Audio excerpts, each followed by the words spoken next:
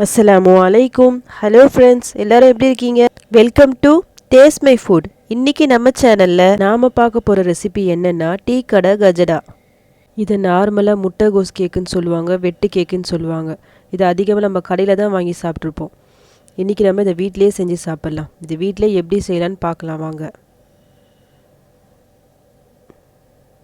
இதுக்கு தேவையான பொருட்கள் என்னென்னா, 1 கப் மைதா, இது அப்ராக்சிமேட்டாக 150 கிராம் இருக்குது. 1/2 கப் சுகர், உங்களுக்கு இன்னும் எக்ஸ்ட்ரா தேவைன்னா 3/4 கப் எடுத்துக்கோங்க. 4 ஏலக்காய், சுகரையும் ஏலக்காவும் மிக்சியில் போட்டு நல்லா நைஸாக பவுட்ரு பண்ணி எடுத்துக்கணும். 1 முட்டை, 3 டேபிள் ஸ்பூன் ரவை. ஓகே, இது எல்லாத்தையும் நம்ம ஒன்று ஒன்றா மிக்ஸ் பண்ணிக்கலாம். ஃபஸ்ட்டு மைதா போட்டுக்குங்க. நெக்ஸ்ட்டு இந்த சுகரையும் ஏலக்காயும் நான் பவுட்ரு பண்ணி வச்சுருக்கேன், அதே இதில் போட்டுக்கலாம். கொஞ்சமாக ஆப்ப சோடா போட்டுக்குங்க. லைட்டாக சால்ட்டு போட்டுக்குங்க. 1 முட்டை போட்டுக்குங்க. இது எல்லாத்தையும் போட்டு நல்லா மிக்ஸ் பண்ணிக்கிங்க.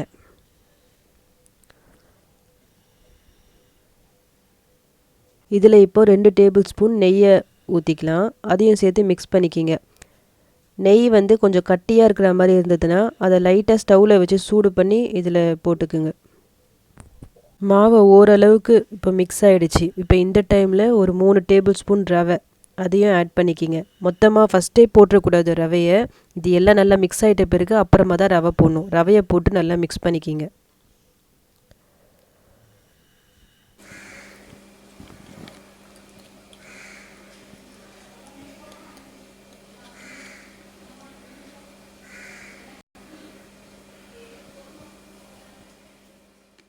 இது எல்லாத்தையும் போட்டு நம்ம நல்லா பிசைஞ்சிக்கலாம். இது பிசையும் போது சப்பாத்தி மாவு மாதிரி ரொம்ப சாஃப்டாக பிசைஞ்சிடாதீங்க, அப்புறம் நம்ம கஜடா ரொம்ப ஹார்ட் ஆகிடும். ஸோ கொஞ்சம் மீடியமாக ஓரளவுக்கு பிசைஞ்சு எடுத்துக்குங்க.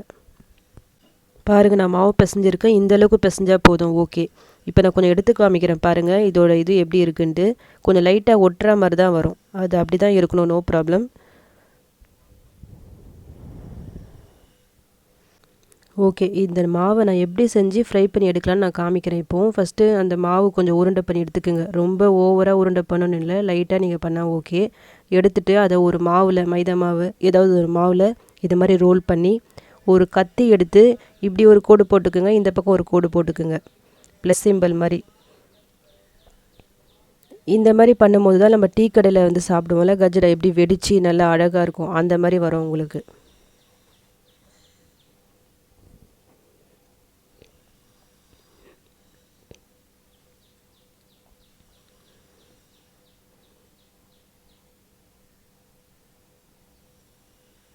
இதே மாதிரி மற்ற எல்லா மாவும் நம்ம பண்ணிக்கலாம். மிச்சருக்கு எல்லாத்தையும் பண்ணிவிட்டு நம்ம ஃப்ரை பண்ணி எடுத்துடலாம்.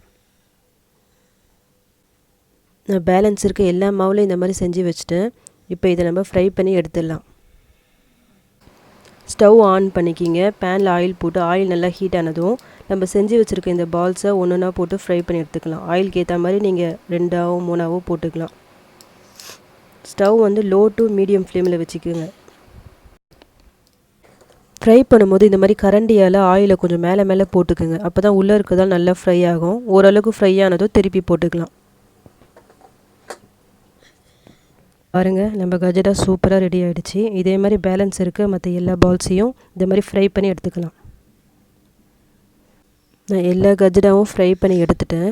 இப்போ நான் உங்களுக்கு ஒன்று பிச்சு காமிக்கிறேன் பாருங்கள், இது எப்படி இருக்குன்ட்டு. உள்ளே எவ்வளோ சாஃப்டாக நல்லா வெந்திருக்குன்னு பாருங்கள். இது மேலே கிறிஸ்பியாக இருக்கும், உள்ளே நல்லா சாஃப்டாக இருக்கும். சாப்பிடும்போது செம்ம டேஸ்ட்டாக இருக்கும். இது ஒரு 1 வீக் வரைக்கும் நம்ம ஸ்டோர் பண்ணி வச்சு சாப்பிட்லாம்.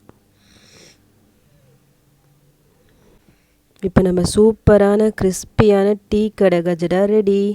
இதை நீங்கள் சாப்பிட்றதுக்காக டீ கடை தான் போகணுன்னு இல்லை, இதுக்கு மேலே எங்கள் வீட்லேயே சூப்பராக செஞ்சு சாப்பிட்லாம்.